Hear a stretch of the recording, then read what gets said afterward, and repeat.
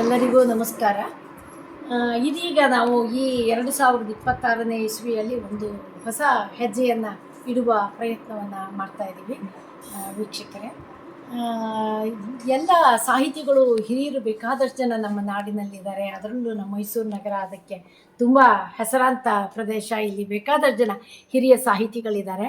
ಅವರುಗಳ ಮನೆಗೆ ತಿಂಗಳಿಗೆ ಒಂದು ದಿನ ನಾವೆಲ್ಲ ಸಾಹಿತ್ಯ ಪ್ರೇಮಿಗಳು ಸಾಯಂಕಾಲದಲ್ಲಿ ಹೋಗಿ ಒಂದು ಸ್ವಲ್ಪ ಸಮಯವನ್ನು ಕಳೆದು ಅವ್ರ ಜೊತೆ ಅವರ ಭಾವನೆಗಳನ್ನು ಹಂಚಿಕೊಂಡು ಅವರ ಮುಂದಿನ ಕೆಲಸ ಏನಿದೆ ಅನ್ನೋದೆಲ್ಲ ಕೇಳಿ ನಾವು ಅವ್ರ ಜೊತೆ ಸ್ವಲ್ಪ ಸಮಯವನ್ನು ಕಳಿಬೇಕು. ಯಾಕಂದರೆ ಬೇರೆ ಏನೇ ಕೊಟ್ಟರು ವ್ಯಕ್ತಿಗೆ ಬೇಕಾಗಿರೋದು ಇನ್ನೊಬ್ಬ ಆಪ್ತನ ಒಂದು ಜೊತೆ ಸಂಪರ್ಕ. ಸೊ ಅವ್ರ ಜೊತೆ ಕೂತು ಒಂದು ಮಾತನಾಡೋದಿದೆಯಲ್ಲ, ಅದು ಬಹಳ ಮುಖ್ಯ. ಹಾಗಾಗಿ ನಾವು ಸಾಹಿತಿಗಳ ಚಾವಡಿ ಅಂತ ಹೇಳಿ ಒಂದು ಮಾಡ್ಕೋತಾ ಇದ್ದೀವಿ. ಇಲ್ಲಿ ನಮ್ಮ ಸಹೃದಯ ಬಂಧುಗಳೆಲ್ಲರೂ ಇದ್ದಾರೆ. ಇಲ್ಲಿ ಸಾಹಿತಿಗಳ ಚಾವಡಿಯಲ್ಲಿ ಮನದಾಳದ ಮಾತು ಅಂತ ಒಂದು ಶೀರ್ಷಿಕೆಯ ಅಡಿಯಲ್ಲಿ ನಾವು ಈ ಕಾರ್ಯಕ್ರಮವನ್ನು ಪ್ರಾರಂಭಿಸಿದ್ದೀವಿ. ಇದು ನಮ್ಮ ಮೊಟ್ಟ ಮೊದಲ ಕಾರ್ಯಕ್ರಮ. ಇವತ್ತು 9ನೇ ತಾರೀಕು ಏಪ್ರಿಲ್ 2026 ಸಾಯಂಕಾಲ ನಮ್ಮ ನಗರದ, ರಾಜ್ಯದ, ದೇಶದ ಪ್ರಖ್ಯಾತ ಸಾಹಿತಿಗಳಾದಂಥ ನಮ್ಮ ಡಾಕ್ಟರ್ CPK ಅವರ ಮನೆಯಲ್ಲಿ ಬಂದಿದ್ದೀವಿ. ಈಗ ಅವರು ನನ್ನ ಜೊತೆ ಇಲ್ಲಿ ಇದ್ದಾರೆ. ಇದು ನಿಜಕ್ಕೂ ನಮಗೆ ತುಂಬ ಸಂತೋಷದ ವಿಚಾರ. ತುಂಬಿದ ಕೊಡ ತುಳ್ಕಲ್ಲ ಅಂತ ಒಂದು ಮಾತಿದೆಯಲ್ಲ, ಆ ರೀತಿಯಾಗಿ ನಮ್ಮ ಡಾಕ್ಟರ್ CPK ಅವರ ಬಗ್ಗೆ ನಾವೇನು ಹೇಳಬೇಕಾಗಿಲ್ಲ, ತಮ್ಮೆಲ್ರಿಗೂ ಗೊತ್ತು. ತುಂಬ ಸರಳವಾದ ವ್ಯಕ್ತಿ, ತುಂಬ ಆಪ್ತರು, ತುಂಬ ಪ್ರೀತಿ ವಿಶ್ವಾಸದಿಂದ ಯಾರೇ ಬರಲಿ ಅವರನ್ನು ನಾವು ತಮ್ಮ ಬಳಿಯಲ್ಲಿ ಕುಳಿಸ್ಕೊಂಡು ಮಾತಾಡ್ತಾರೆ. ಇದು ನಿಜಕ್ಕೂ ನಮ್ಮೆಲ್ಲರ ಸೌಭಾಗ್ಯ ಅಂತ ನಾನು ಭಾವಿಸಿದ್ದೀನಿ. ಹಾಗಾಗಿ ಇವತ್ತು ಅವರು ಇತ್ತೀಚೆಗೆ ಬರೆದು ಪ್ರಕಟವಾಗಿರ್ತಕ್ಕಂಥ ಹನಿದನಿ ಎನ್ನುವಂಥ ಒಂದು ಕೃತಿಯನ್ನು ನಮಗೆ ಕೊಡುವುದರ ಮೂಲಕ ಈ ಕಾರ್ಯಕ್ರಮದ ಒಂದು ಉದ್ಘಾಟನೆಯನ್ನು ಮಾಡ್ತಾ ಇದ್ದಾರೆ. ಹಾಗಾಗಿ ನೀವೀಗ ಉದ್ಘಾಟನೆಯ ಕಾರ್ಯಕ್ರಮದ ಒಂದು ಸಂದರ್ಭವನ್ನು ನೋಡ್ತೀರಾ, ವೀಕ್ಷಿಸ್ತೀರಾ. ಹಾಗಾಗಿ ಈ ಕಾರ್ಯಕ್ರಮ ಪ್ರತಿ ತಿಂಗಳಲ್ಲೂ ಒಂದು ದಿನ ನಾವು ಯಾರು ಹಿರಿಯ ಸಾಹಿತಿಗಳ ಜೊತೆ ಇಂಥ ಕಾರ್ಯಕ್ರಮವನ್ನು ಮಾಡಬೇಕು ಅಂತ ಹೇಳಿ ನಾವು ನಿರ್ಧಾರ ಮಾಡಿ ಮುಂದುವರಿಸಿದ್ದೀವಿ. ಈ ಕಾರ್ಯಕ್ರಮದಲ್ಲಿ ನನ್ನೊಡನೆ ಇರ್ತಕ್ಕಂಥ ಎಲ್ಲ ಸಹೃದಯರು ಅಂದರೆ ಕಾಳಿಹುಂಡಿ ಶಿವಕುಮಾರ್ ಅವರು ಸಾಹಿತಿಗಳು ಮತ್ತು ಗಾಯಕರು. ಹಾಗೆ ಆಕಾಶವಾಣಿ ಬಳಗದಲ್ಲಿ ಒಂದು ಉತ್ತಮ ಸ್ಥಾನ, ಜವಾಬ್ದಾರಿಯುತವಾದ ಸ್ಥಾನದಲ್ಲಿರ್ತಕ್ಕಂಥ ಶ್ರೀಯುತ ಗೋವಿಂದಾಚಾರ್ಯ ಅವರು, ಮತ್ತು ನಗರದಲ್ಲಿ ಎಲ್ಲ ಸೇವಾ ಭಾವನೆಯ ಸಂಸ್ಥೆಗಳಲ್ಲೂ ಯಾವುದೇ ಅಪೇಕ್ಷಾರಹಿತವಾಗಿ ಸೇವೆಯನ್ನು ನೀಡುವಂಥ ವ್ಯಕ್ತಿ ನಮ್ಮ ಶ್ರೀಕಂಠ ಮೂರ್ತಿಯವರು. ಇವರು 3 ಜನ ಸೋದರರು ಸಹ ನನ್ನ ಜೊತೆ ಇವತ್ತು ಈ ಕಾರ್ಯಕ್ರಮಕ್ಕೆ ಬಂದಿದ್ದಾರೆ. ಸೊ ಹಾಗಾಗಿ ನಾವೆಲ್ಲ ಒಟ್ಟುಗೂಡಿ ಇನ್ನು ಹೆಚ್ಚಿನ ಸಂಖ್ಯೆಯಲ್ಲಿ ಈ ಒಂದು ಕಾರ್ಯಕ್ರಮವನ್ನು ಮುಂದುವರಿಸುವಂಥ ಯೋಚನೆಯನ್ನು ಮಾಡಿಕೊಂಡಿದ್ದೀವಿ.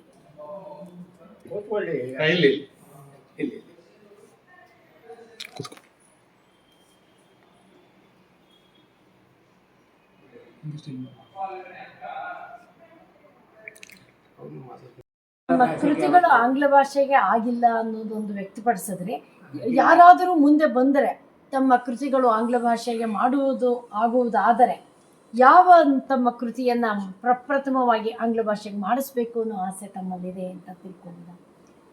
ಹೇಳೋಕ್ಕಾಗೋದಿಲ್ಲ. ವೈವಿಧ್ಯಪೂರ್ಣವಾಗಿ ಅವುಗಳನ್ನು ಮಾಡಬಹುದು ಇಂಗ್ಲೀಷಿಗೆ. ಆದರೆ ಈ ಭಾಷಾಂತರ ಅನ್ನುವಂಥದ್ದು ಬಹಳ ಕ್ಲಿಷ್ಟವಾದ ಕೆಲಸ. ಇಂಗ್ಲೀಷ್ನಿಂದ ಕನ್ನಡಕ್ಕೆ ಭಾಷಾಂತರ ಮಾಡಬಹುದು. ಅದು ತಕ್ಕ ಮಟ್ಟಿಗೆ ಸುಲಭ, ಸಂಪೂರ್ಣ ಸುಲಭ ಅಂತ ನಾನು ಹೇಳಲಾರೆ, ತಕ್ಕ ಮಟ್ಟಿಗೆ ಸುಲಭ. ಆದರೆ ಕನ್ನಡದಿಂದ ಇಂಗ್ಲೀಷಿಗೆ ಭಾಷಾಂತರ ಮಾಡೋದಿದೆಯಲ್ಲ, ತುಂಬ ಕಷ್ಟದ ಕೆಲಸ. ಆ ಕೆಲಸವನ್ನು ಯಾರಾದರೂ ಮಾಡಬೇಕು. ನಾನು ಅವರ ಸೇವೆಯನ್ನು ಬಳಸಿಕೊಂಡು ಈ ಕೆಲಸವನ್ನು ಮಾಡೋಣ ಹಾಗೆ ಅಂತ ಇದ್ದೇನೆ. ನಮ್ಮ ಆತ್ಮೀಯರಾದಂಥ, ನನಗೆ ಇತ್ತೀಚೆಗೆ ಏನಾಗಿದೆ ಅಂದರೆ, ಆತ್ಮೀಯರಾದಂಥ ಜಮುನಾ ರಾಣಿ ಮಿರ್ಲೆಯವರು ತಮ್ಮ ಮಗಳನ್ನು ಈ ಕೆಲಸಕ್ಕೆ ನಿಯೋಜಿಸಿದ್ದಾರೆ, ಈಗಾಗಲೇ ಕೆಲಸ ಮಾಡ್ತಾ ಇದ್ದಾರೆ ಹಾಗೆ ಅಂತ ಕೇಳಿ ಬಹಳ ಸಂತೋಷವಾಯಿತು. ನಾನು ಕೂಡ ಆ ಬಗ್ಗೆ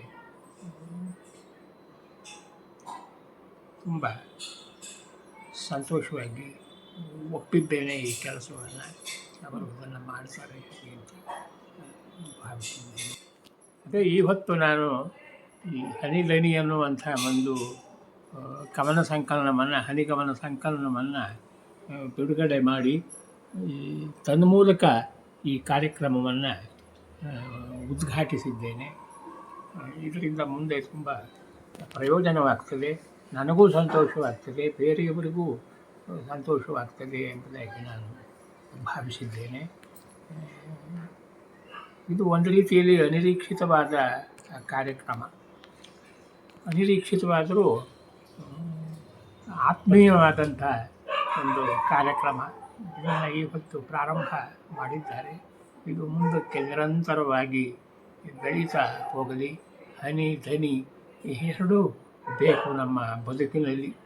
ಹನಿ ಅಂದರೆ ಏನು ಅಂತನ್ನುವುದು ಎಲ್ಲರಿಗೂ ಗೊತ್ತಿಲ್ಲ.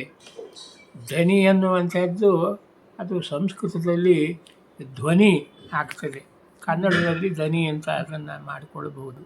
ಹೀಗೆ ಧ್ವನಿಪೂರ್ಣವಾದಂಥ ಹನಿಪೂರ್ಣವಾದಂಥ ಒಂದು ಕಾರ್ಯಕ್ರಮ ಆಗಲಿ, ಇದು ಆಗ್ತದೆ ಎಂಬುದಾಗಿ ನನ್ನ ಒಂದು ಹಾರೈಕೆ ಇದೆ.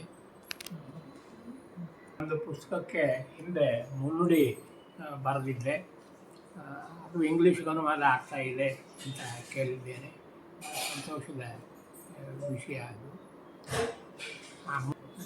ಚೆನ್ನಾಗಿದೆ ಅಂತ ಹೇಳಿ ಆ ಕಾರ್ಯಕ್ರಮದಲ್ಲಿ ಭಾಗವಹಿಸಿದಂಥ ನನ್ನ ಇನ್ನೊಬ್ಬ ಮಿತ್ರರು, ಸಾಹಿತ್ಯ ಮಿತ್ರರಾದಂಥ ನಾಗಣ್ಣನವರು ಕೂಡ ಹೇಳಿದರು. ಅವರು ನಾವು ಇಬ್ಬರೂ ಭಾಗವಹಿಸಿದರು. ಇತ್ತೀಚೆಗೆ ಸ್ವಲ್ಪ ಜಮನಾರಾಣಿಯವರ ಸಂಪರ್ಕ ಸ್ವಲ್ಪ ಕಡಿಮೆ ಆಯಿತು ನನಗೆ ಅಂತ ಅನ್ನಿಸ್ತದೆ. ಕಾರಣ ಅವರ ಗುರುಗಳಾದಂಥ ಶಿವಲಿಂಗಪ್ಪನವರು ಅವರು ಸ್ವಲ್ಪ ಅನಾರೋಗ್ಯದಿಂದ ಬಳಲ್ತಾ ಇದ್ದಾರೆ ಅಂತ ಕೇಳಿದೆ. ಅವರು ಚೇತರಿಸಿಕೊಂಡ ಮೇಲೆ ಈ ಕಾರ್ಯಕ್ರಮ ಮತ್ತೆ ಗರಿಗೆದರುತ್ತದೆ ಅಂತ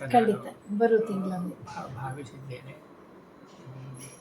ಈಗ ನಮ್ಮ ಈ ಒಂದು ಮುಸ್ಸಂಜೆಯ ಕಾರ್ಯಕ್ರಮದಲ್ಲಿ ನಮ್ಮ ಆಪ್ತರಾದಂಥ ಸಾಹಿತ್ಯದ ಬಳಗದಲ್ಲಿರ್ತಕ್ಕಂಥ ಶ್ರೀಯುತ ಗೋವಿಂದಾಚಾರ್ಯ ಅವರು CPK ಅವರಿಗೆ ನಾವು ಕೇಳಬೇಕು ಅಂತ ಇದ್ದಾರೆ. ಅವರ ಪ್ರಶ್ನೆ ಏನಿರುತ್ತೆ ಕೇಳೋಣ. ಸರ್ ನಮಸ್ತೆ. ನಮಸ್ಕಾರ. ತಾವು ತಮ್ಮ ಸಾಹಿತ್ಯ ಚಟುವಟಿಕೆ, ಬರವಣಿಗೆ ಹಾಗೂ ಪತ್ರಿಕೆಗಳನ್ನು ಅವಲೋಕನೆ ಮಾಡೋದು, ಓದುವುದು ಈಗಲೂ ತಾವು ರೂಢಿಸ್ಕೊಂಡಿದ್ದೀರಿ. ನಾವು ಆಗಾಗ್ಗೆ ನಿಮ್ಮ ಪತ್ರಿಕೆಗಳಲ್ಲಿ ನಿಮ್ಮ ಪ್ರತಿಕ್ರಿಯೆಗಳನ್ನು ವಾರಪತ್ರಿಕೆಯಲ್ಲಿ ದಿನಪತ್ರಿಕೆ ನೋಡ್ತೀವಿ. ಜೊತೆಗೆ ಸಾಹಿತ್ಯ ವಲಯದ ಸಾರ್ವಜನಿಕ ಕಾರ್ಯಕ್ರಮದಲ್ಲೂ ತಾವು ಭಾಗವಹಿಸ್ತೀರಿ. ನೀವು ಆಸಕ್ತಿಯಿಂದ ಭಾಗವಹಿಸ್ತೀರಿ. ಕೇವಲ ಕಾರ್ಯಕ್ರಮದಲ್ಲಿ ಭಾಗವಹಿಸೋದಲ್ಲ, ಅಲ್ಲಿ ಸಕ್ರಿಯವಾಗಿ ಭಾಗವಹಿಸ್ತೀರಿ. ಸೊ ಇಂದಿನ ಈ ಸಾಹಿತ್ಯ ಚಟುವಟಿಕೆಗಳ ಬಗ್ಗೆ ನಿಮ್ಮ ನಿಲುವು ಏನಿದೆ ಸರ್? ಹಾಗೆ ಏನು ಈಗ ಮುಂದುವರ್ಸ್ಕೊಂಡು ಹೋಗ್ತಾ ಇದ್ದೀರಲ್ಲ, ಆ ಆಸಕ್ತಿಯು ಈಗಲೂ ಮೊದಲಿಂದ ಮಾಡಿದದ್ದು ಅದೇ ಮುಂದುವರ್ಕೊಂಡು ಹೋಗ್ತಾ ಇದೆ? ಮಾಡಿದೆ. ಆ ಕೆಲಸವನ್ನು ಈಗಲೂ ಮುಂದುವರಿಸಿಕೊಂಡು ಹೋಗೋದಕ್ಕೆ ಇಷ್ಟಪಡ್ತೇನೆ. ಮಧ್ಯೆ ಸಣ್ಣ ಪುಟ್ಟ ಕೆಲವು ತೊಂದರೆಗಳು ಬರಬಹುದು, ವಿಘ್ನಗಳು ಬರಬಹುದು, ಸಹಜ. ಅವುಗಳನ್ನು ನಿವಾರಿಸಿಕೊಂಡು ಹಿಂದೆ ಮಾಡಿದ ಕೆಲಸವನ್ನು ಮುಂದುವರಿಸುವ ಒಂದು ಇಚ್ಛೆಯನ್ನು ನಾನು ಇಟ್ಕೊಂಡಿದ್ದೇನೆ. ಅದರಿಂದ ನನಗೂ ಸಂತೋಷವಾಗ್ತದೆ, ಮತ್ತು ಓದುಗರಿಗೂ ಕೂಡ ಅದರಿಂದ ಒಂದು ಆನಂದ ಆಗ್ತದೆ ಎಂಬುದಾಗಿ ಭಾವಿಸಿದ್ದೇನೆ. ಮತ್ತು ಒಟ್ಟಿನಲ್ಲಿ ಇದು ಮಾಸಿಕವಾದಂತಹ ಒಂದು ಚಾವಡಿ ಕಾರ್ಯಕ್ರಮ ಅನ್ನುವಂಥದ್ದು ಮುಖ್ಯವಾದ ಒಂದು ಸಂಗತಿ. ಇದು ಯಶಸ್ವಿಯಾಗಿ ನಡೆಯಲಿ, ನಮ್ಮ ಆತ್ಮೀಯರು ಇದನ್ನು ನಡೆಸ್ಕೊಂಡು ಹೋಗ್ತಾರೆ ಎಂಬುದಾಗಿ ನಾನು ನಂಬಿದ್ದೇನೆ. ಆಗಾಗ ನಾವು ಸೇರೋಣ, ತಿಂಗಳಿಗೆ ಒಂದು ಸಲವೇ ಸೇರಬೇಕು ಅಂತ ಏನೂ ಇಲ್ಲ, ನಡುವೆ ಕೂಡ ನಾವು ಸೇರಬಹುದು.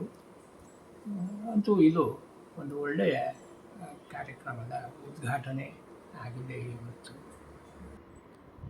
ನಮ್ಮ ನಗರದ ಮೈಸೂರು ಆರ್ಟ್ ಗ್ಯಾಲರಿಯ ಸಂಚಾಲಕರಾದಂಥ ಶ್ರೀಯುತ ಶ್ರೀಕಂಠಮೂರ್ತಿಯವರು ನಮ್ಮ ಜೊತೆ ಇದ್ದಾರೆ. ಅವರು ನಮ್ಮ ಹಿರಿಯ ಸಾಹಿತಿಗಳೊಡನೆ ಅವರ ಪ್ರಶ್ನೆ ಏನಿದೆ ಅಂತ ಈಗ ಕೇಳೋಣ. ಸರ್, ನೀವು ಸಾಹಿತ್ಯ ಕ್ಷೇತ್ರದಲ್ಲಿ ತುಂಬ ಅಗಾಧವಾದ ಸಮಯವನ್ನು ಕಳೆದಿದ್ದೀರ. ಅದು ಬಿಟ್ಟು ಬೇರೆ ನಿಮಗೆ ಮನಸ್ಸಿಗೆ ಉಲ್ಲಾಸ ಕೊಡುವಂಥ ಕಾರ್ಯಕ್ಷೇತ್ರ ಯಾವ್ದಾರ ಇದೆಯಾ? ಸಾಹಿತ್ಯ, ಕೃಷಿ, ಕಲೆ, ಸಾಹಿತ್ಯ. ಕನ್ನಡಾಂಬೆಗೆ ನೀವು ಕೊಟ್ಟಿರುವಂಥ ಕಾಣಿಕೆ ತುಂಬ ಅಗಾಧವಾಗಿದೆ. ಮೈಸೂರು ಭಾಗ ಅದು ವಿಶ್ವಾದ್ಯಂತ ಪ್ರಸಾರವಾಗಿದೆ. ಅದು ಬಿಟ್ಟು ಬೇರೆ ಯಾವ್ದಾರ ಕ್ಷೇತ್ರಗಳು ನಿಮಗೆ ಮನಸ್ಸಿಗೆ ಉಲ್ಲಾಸ ಕೊಡುವಂಥದ್ದು ಇದೆಯಾ? ಆ ಥರ ಯಾವ್ದಾರ ನೆನಪಲ್ಲಿ ಇದ್ದರೆ ಒಂದು ಮೊದಲಿಂದ ನಾನು ಸಾಹಿತ್ಯ ಕ್ಷೇತ್ರದಲ್ಲೇ ಕೆಲಸ ಮಾಡ್ತಾ ಬಂದಿರೋದು. ಬೇರೆ ಯಾವ ಕೆಲಸವನ್ನು ನಾನು ಮಾಡಿಲ್ಲ, ಬಹುಶಃ ಮುಂದೆ ಮಾಡೋದಕ್ಕೂ ಸಾಧ್ಯವಾಗ್ತಾ ಇಲ್ಲ ಅಂತ ಕಾಣ್ತದೆ. ಏನಿದ್ರೂ ಸಾಹಿತ್ಯ ಕ್ಷೇತ್ರ ನನ್ನದು, ಅದು ನನಗೆ ತುಂಬ. ತಾಯಿ ಭುವನೇಶ್ವರಿಗೆ ತಮ್ಮ ಕೊಡುಗೆ ಅಪಾರವಾಗಿದೆ. ಒಂದು ಮಾತು, ಭುವನೇಶ್ವರಿ ಮಾತನ್ನು ನೀವು ಮಾಡಿದರೆ ಅದರಿಂದ ತಕ್ಷಣ ನನಗೆ ಒಳಿತು. ನನ್ನ ಭುವನೇಶ್ವರಿಯೇ ಹೊರಟೋದಳು. ಇತ್ತೀಚೆಗೆ ನಾನು ಭುವನೇಶ್ವರಿಯನ್ನು ಕಳೆದುಕೊಂಡಿದ್ದೇನೆ. ಇನ್ನು ಭುವನೇಶ್ವರಿ ಶಾಶ್ವತವಾಗಿ ಇದ್ದೇ ಇರ್ತಾಳೆ ನಮ್ಮ ಜೊತೆಯಲ್ಲಿ. ಭುವನೇಶ್ವರಿಯ ಕೃಪೆ ನಿಮ್ಮೆಲ್ಲರ ಮೇಲೆ ಇರಲಿ. ಇಡೀ ಸಮಾಜಕ್ಕೆ ಒಳಿತಾಗಲಿ ಎಂಬುದಾಗಿ ನಾನು ಹಾರೈಸ್ತೇನೆ. ಬೇರೆ ಸಾಹಿತ್ಯ ಬಿಟ್ಟು ಬೇರೆ ಇನ್ಯಾವ ಕೆಲಸವೂ ಇಲ್ಲ. ಚಾವಡಿ ಅನ್ನೋ ಮಾತು ಬಂತು, ನನಗೆ ತಕ್ಷಣ ಚಾಡಿ ಅನ್ನೋ ಮಾತು ನೆನಪಾಯಿತು. ನಾನು ಈ ಚಾಡಿ ಕೆಲಸವನ್ನು ಯಾವಾಗಲೂ ಮಾಡಿದವನಲ್ಲ. ಏನಿದ್ರು ಚಾವಡಿಯ ಕೆಲಸ, ಸಭೆಯ ಕೆಲಸ, ಒಂದು ಲೋಕಾಭಿರಾಮ ಮಾಡಿದಂಥ ಕೆಲಸ, ಇದನ್ನೇ ನಾನು ಉದ್ದಕ್ಕೂ ಮಾಡಿಕೊಂಡು ಬಂದಿದ್ದೇನೆ.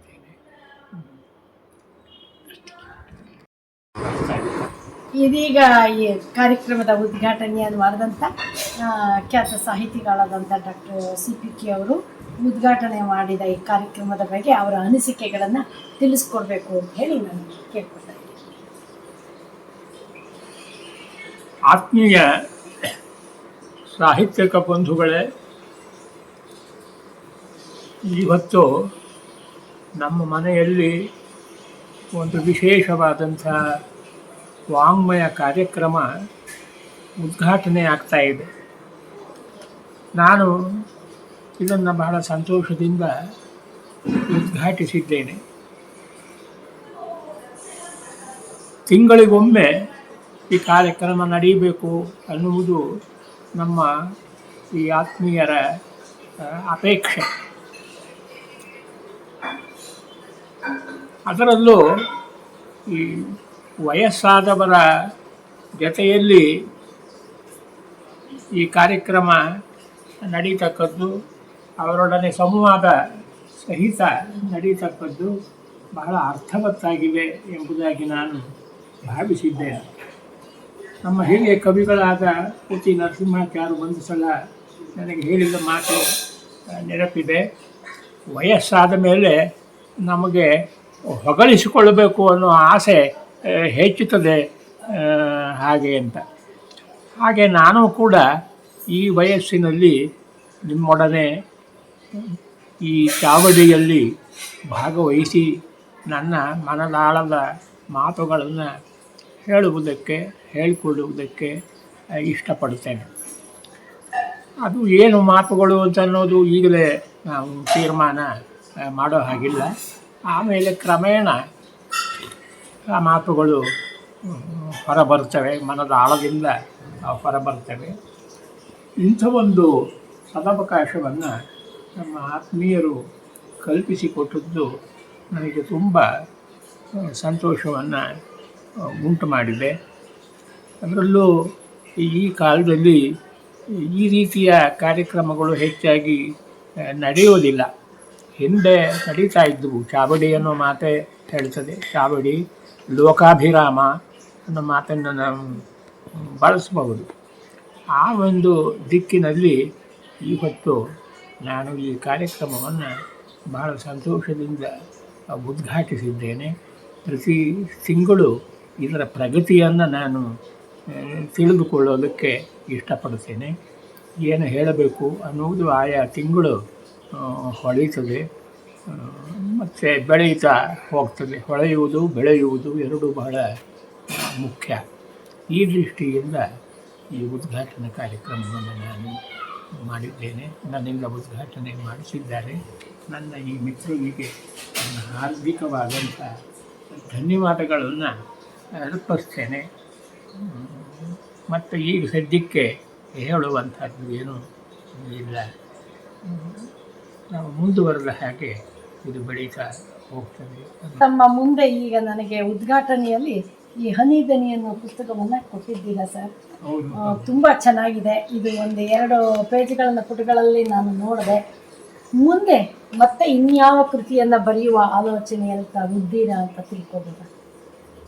ಅದು ಈಗ ನಾನು ಯಾವ ಯೋಚನೆಯೂ ಇಲ್ಲ. ಈಗ ಈ ಹನಿಗಮನಗಳನ್ನು ಬರೆಯೋದಿದೆ, ಮತ್ತು ಮಹಾಕಾವ್ಯವನ್ನೇ ಒಂದು ಬರೀಬೇಕು ಅಂತ ಹೇಳಿ ನಾನು ಹೊರಟು ಅದು ಮಧ್ಯೆ ನಿಂತು ಹೋಯಿತು. ಶ್ರೀರಾಮಕೃಷ್ಣ ಪರಮಹಂಸರನ್ನು ಕುರಿತ ಒಂದು ಮಹಾಕಾವ್ಯವನ್ನು ಬರೀಬೇಕು ಅಂತ ಹೊರಟು ಕೆಲವು ಸಾಲುಗಳನ್ನು ಬರೆದೆ. ಅದಕ್ಕೆ ಬೇಡಗವು ಒಂದು ಮುನ್ನುಡಿಯನ್ನು ಕೂಡ ಬರೆದರು. ಆಮೇಲೆ ಈ ಸಾಂಸಾರಿಕವಾದ ಈ ಜಂಜಡದಲ್ಲಿ ಮನೆಯವರ ಆರೋಗ್ಯ ತಪ್ಪಿತು ಇಂಥವೇ ಕೆಲವು, ನನಗೂ ಆರೋಗ್ಯ ಸರಿಯಾಗಿಲ್ಲ. ಹಾಗೆ ನೋಡಿ ಈ ಸಂದರ್ಭದಲ್ಲಿ ನಾನು ಅದನ್ನು ಮುಂದುವರಿಸೋದು ಬಹುಶಃ ಸಾಧ್ಯವಾಗಲಿಕ್ಕಿಲ್ಲ. ಇನ್ನೂ ಏನೇನೋ ಸಣ್ಣ ಪುಟ್ಟ ತೊಂದರೆಗಳು ಇವೆ. ಅಂತೂ ಅನೇಕರು ಹೇಳ್ತಾರೆ ಅದನ್ನು ಹೇಗೋ ಬರೀಬೇಕು ಅಂತ ಅಂದ್ಕೊಂಡಿದ್ದೀರಿ, ಬರೆದು ಬಿಡಿ ಹಾಗೆ ಅಂತ. ನೋಡೋಣ ಮುಂದೆ ಏನಾಗ್ತದೆ ಹಾಗೆ ಅಂತ. ಅದು ನಾನು ಆಗಲೇ ಮುಗಿಸಿಬಿಡ್ತಾ ಇದ್ದೆ. ಇನ್ಯಾರೋ ಒಬ್ಬರು ಬರೆದರು ಶ್ರೀರಾಮಕೃಷ್ಣನ ಮೇಲೆ. ನಾನು ಇನ್ನು 2 ಬೇಕು, ಒಂದು ಬಂತಲ್ಲ ಅಂತ ಹೇಳಿ ಸುಮ್ಮನಾಗ್ಬಿಟ್ಟೆ. ಈಗ ನಾನು ಬರೆಯುವಂಥದ್ದು ಇದೆ.